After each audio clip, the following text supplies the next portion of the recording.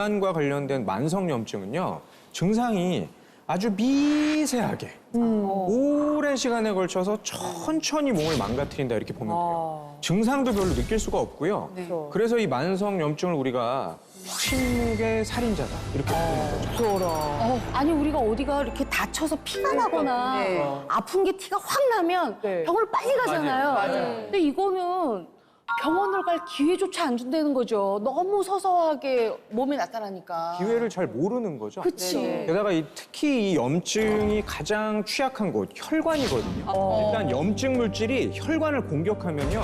혈관에 그 스크래치 상처가 난다고. 거기에 그냥 콜레스테롤이 아니라 산화된 찐득한 콜레스테롤 기름이 만나면은 염증하고 콜레스테롤하고 이게 우리 몸의 세포랑 딱 뒤엉켜가지고 혈관에 쌓이게 된다라는 거예요. 이렇게 되면 결국 돌연사 위험이 아주 큰 심내열관계 질환의 위험을 높이게 되는 거죠.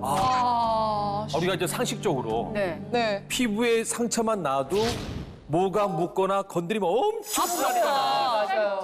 근데 혈관이 보이지 않아서 그렇지. 이게 수시로 얼마나 괴롭고 힘들겠어요, 이게. 그리고 만성염증이 심각한 비만 환자들의 경우 장기에도 지방이 많이 쌓여 있을 가능성이 높은데요. 장기에. 네, 여기 보시면은 피하 지방도 있고 내장 지방이 있는데 피하 지방은 피부 바로 밑에 있는 손으로 잡히는 거고요. 내장 지방은 손으로 안 잡히는 몸 속에 있는 거죠. 그래서 내장 지방이라 하는데 이 내장 지방은 장기 어느 곳곳에나 가리지 않고 많이 분포하게 됩니다. 여기서 만들어내는 지방 독소들, 염증들 이런 것들이 우리 몸에 질병을 유발하게 되는 거죠. 치명타. 저렇게 구석구석 다 지방이 들어갈 수 있을 줄은 몰랐어요. 온몸이 다지 뭐. 야, 그러니까요. 몰랐어요. 특히 그 흰 쌀밥에 주식으로 먹는 한국인들의 경우에는 지방간이 굉장히 좀 취약한 편이에요. 아, 지방간. 네, 지방간이 이렇게 방치하게 되면 염증에 둘러싸인 이제 지방간염이 되고요. 네, 그 염증이 계속 생겼다 없어졌다 이걸 반복할 거 아니에요. 네네. 그러면서 얘가 이제 간경화가 되는 거고 이게 나중에는 생명을 위협할 수 있는 이제 간암으로까지 발전할 수 있는 어머, 저렇게 지금 지방이 생겨서 그게 간염에서 간암까지 이렇게 갈 수 있다는 얘기죠. 그렇죠. 이 암이야말로 한국인을 사망하는 일이잖아요. 이 지방으로 인한 염증이 암까지 부른다니까 너무 충격적입니다. 얘기 듣는 것보다.